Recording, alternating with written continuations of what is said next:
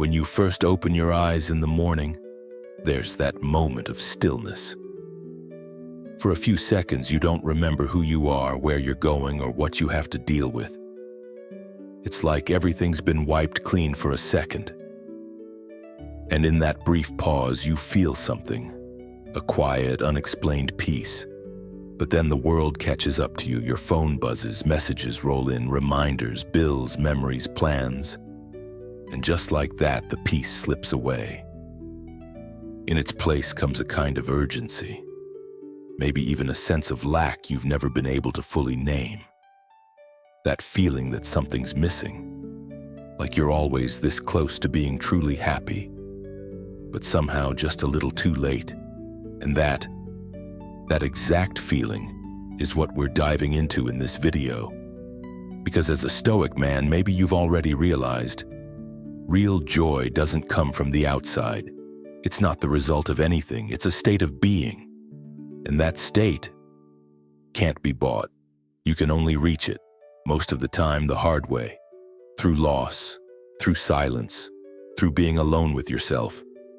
But once you get there, no one can take it from you. This video isn't going to promise you happiness, but it might just be a lantern, a small light showing you the path to it.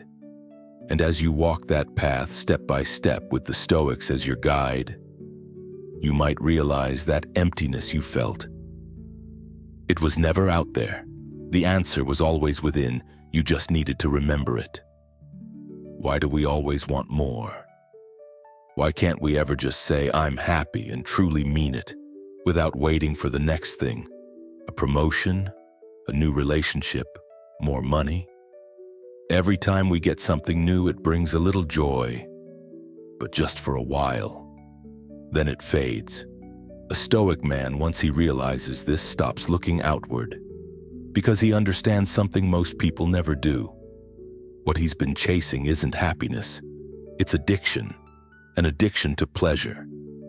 Let me take you back in time, to ancient Rome. There was a man, wealthy, respected, a philosopher who advised emperors, Lucius Annaeus Seneca. From the outside, people envied his life. But one day, things changed. Seneca fell out of favor with Emperor Nero.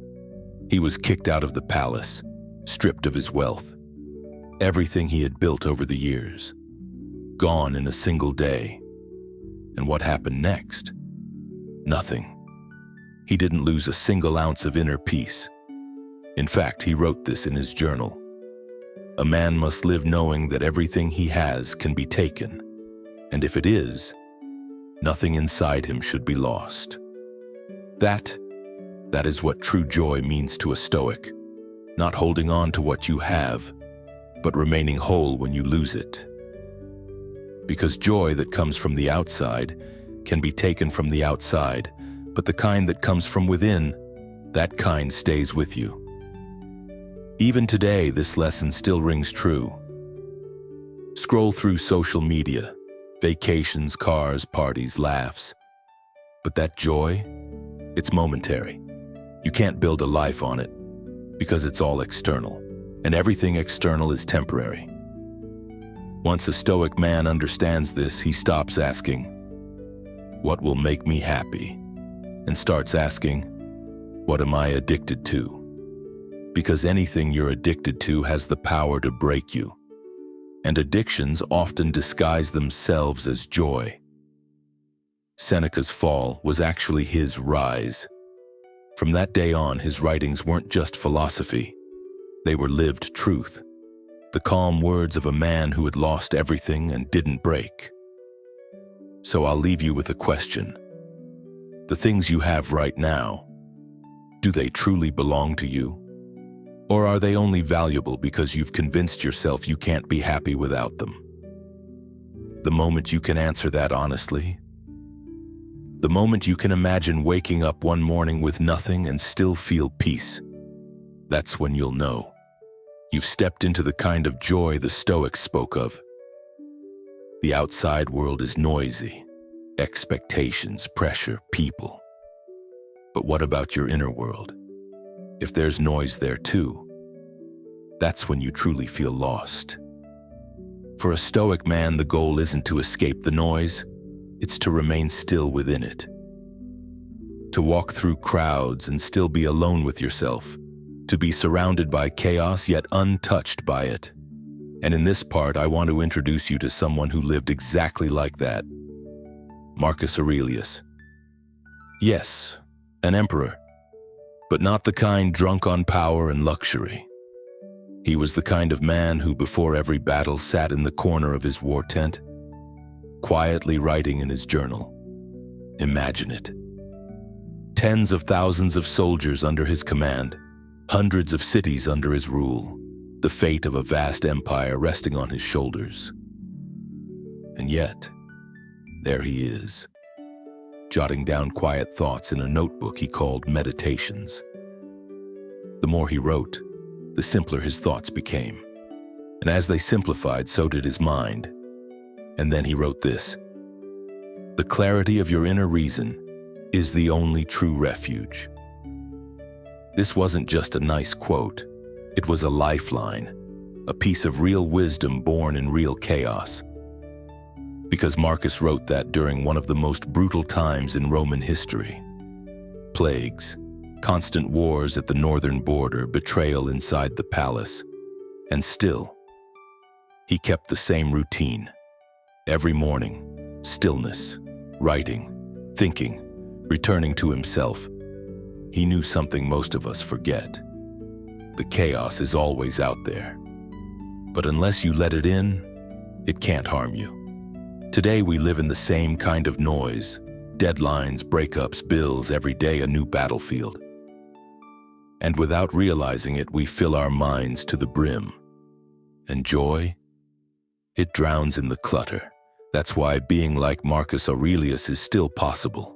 We may not be emperors, but we wake up each day in our own kind of tent, and we march into our own battles.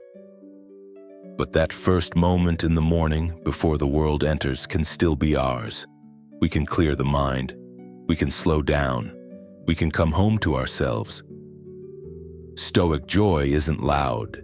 It isn't the thrill of laughter or the buzz of things going your way. Real Stoic joy is the calm you find when everything around you is burning and you stay centered. Marcus found that calm, not in the palace, but in the battlefield, not in gold, but in solitude, not as a man adored by others, but as someone who constantly questioned himself. And the reason we can read his words today isn't because of his power, but because of his inner simplicity.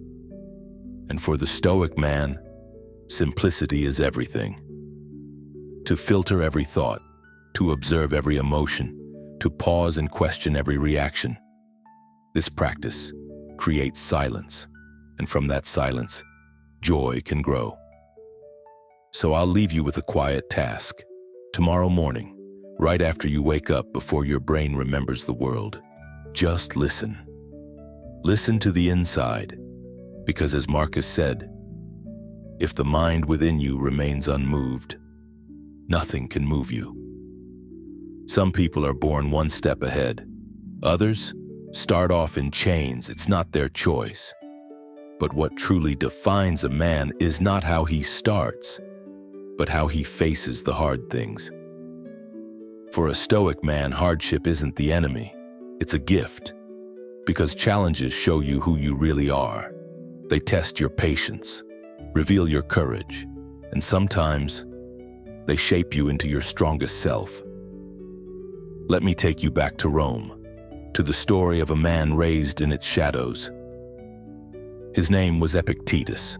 The moment he was born, his fate was sealed. He would be a slave. He owned nothing, not even his body. Whatever his master wanted, he had to obey. He couldn't speak out, couldn't resist, couldn't say no. One day, as punishment, his master twisted his leg. Epictetus simply said, "If you want, you can break it, because there's nothing in that leg that defines who I am." And yes, his master broke it. Epictetus walked with a limp for the rest of his life. But that day, something didn't break: his will. That's where Stoic joy lives.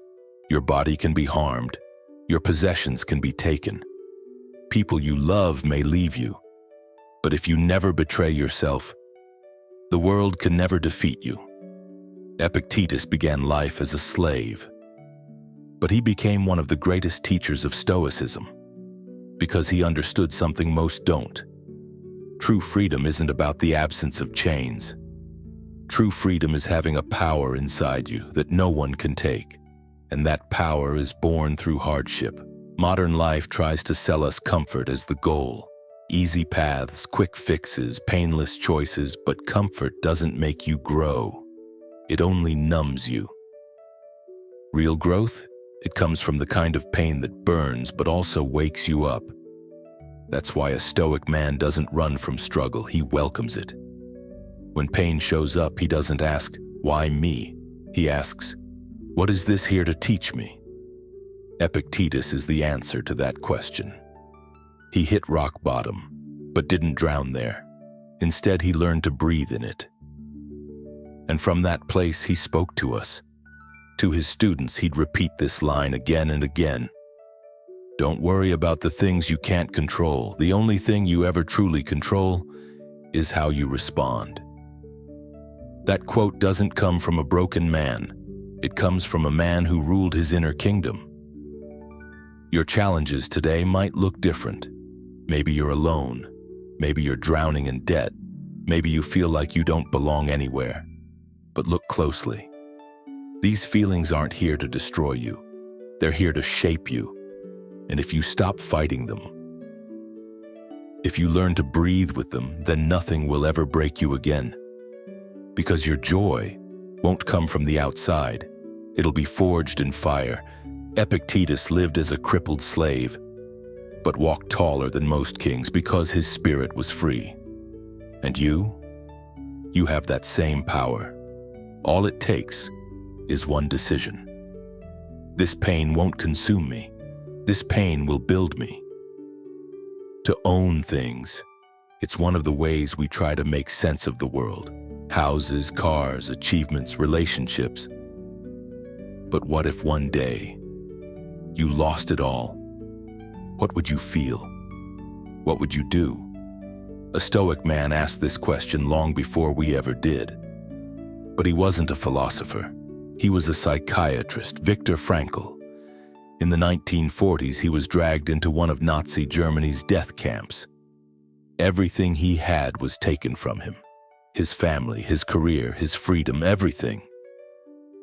But in that darkness, Viktor Frankl discovered something profound. The last thing a human being can ever lose is the freedom of the soul. They could strip him of everything, but as long as he held on to hope, as long as he found meaning in his pain, he remained free. Inside the freezing, lifeless cells of the camp, Frankl made a discovery. Even in the worst conditions imaginable, some people held on to their inner strength because they found a reason to keep going, a purpose, and in that they survived. Because no matter what, they still had control over one thing: how they responded.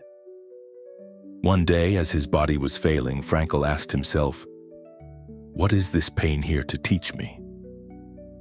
What meaning can I find in this?" That question, that choice to seek meaning, sits at the very heart of Stoicism.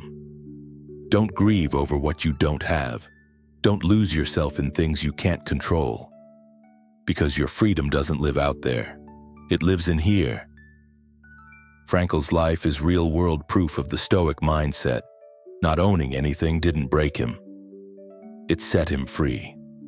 Because the fewer things you cling to on the outside, the stronger you become on the inside. After surviving the camps, Frankl wrote a book, Man's Search for Meaning. In it, he said, "Freedom is the last of the human freedoms, to choose one's attitude in any given set of circumstances. As long as we let what we don't own define us, we build our own chains. But if we can embrace the freedom of not having, then we no longer belong to the world. We belong to ourselves." We're still facing losses today, Jobs, relationships, stability, things shift, things fall apart. But here's the truth. We still get to decide. We can either let it break us, or like Frankl, use every loss as a stepping stone to rise. Frankl never focused on what he had lost. He focused on what he still had: his mind, his attitude, his search for meaning. That's where true joy lives, not in owning things, but in letting go of the need to own. Because the pain of losing something is nothing compared to the peace of realizing you never needed it. And that realization is a doorway to the Stoic man's true freedom. To free yourself from the fear, the anxiety, the pressure of possession. To find stillness within. And face life's storms with an unshakable calm. So before this chapter ends, I leave you with this invitation. Instead of grieving what you don't have, celebrate what you do have, your free will. Because no one can ever take that from you. Life is like a river, always moving, always changing. It never stops. But we humans, we tend to live in the shadows of the past or get lost in dreams of the future. And yet, the only thing that's truly real is this moment, right now. Living in the moment isn't just a saying, it's the essence of life itself. A Stoic man knows this well, because to him time is one of his greatest teachers, and that teacher says, you can't change the past, you can't control the future, all you truly have is now. One man who deeply embodied this truth was a 16th century Japanese samurai and swordmaster, Miyamoto Musashi. Musashi fought countless duels throughout his life. He stood face to face with death more times than most could imagine, but not once did he let fear or anxiety control him. His secret? He was always fully present. There's one story that captures this perfectly. In a duel, his opponent draws his sword. Musashi pauses, he takes a deep breath. He clears his mind and focuses entirely on the moment. No regret, no worry, just presence. Because in that stillness, in that sharp awareness, lies clarity. And from that clarity comes victory. Musashi wins, and that ability to remain calm and focused in the now mirrors one of the Stoics' deepest truths. True strength doesn't come from outside circumstances. It comes from being fully present. Marcus Aurelius once wrote, "Let your soul be fully in whatever it is you're doing right now." For Musashi, this wasn't just a nice quote. It was a discipline. Whether in battle or in daily life, being present was a survival skill. And today we face a similar battle. Our minds are constantly pulled backward or forward. We get lost in regret. We burn out from anxiety, but the truth is, reality only ever lives in the present. And a Stoic man? He knows how to return to the now. He finds stillness inside. He regains his center. He treats every moment, good or bad, as a chance to grow. This ability to return to the present, to stay calm when things are chaotic, that is what builds true resilience. Musashi's life shows us, living in the moment isn't just philosophy, it's an art form, a way to survive, a way to live. And real joy, it's not hidden in the past. It's not waiting in the future, it's here, right now. So before this chapter ends, I invite you to do one thing. Just once tomorrow, let go of the past. Release your fear of what's ahead and give yourself fully to this moment. Because life only begins when you stop running from the now. In a dark cell behind iron bars, a man sat quietly rubbing his hands together. The air was cold, the food was barely enough. Time had lost all meaning, no day, no night, and yet his eyes didn't reflect anything around him. It was like he wasn't even there, like he was free. That man was Václav Havel, a Czech writer and thinker, and even after spending years in prison surrounded by oppression, darkness, and hopelessness, he somehow managed to hold on to his joy. Havel wasn't a Stoic, but without even realizing it, he was living by the same principles the Stoics had taught centuries ago.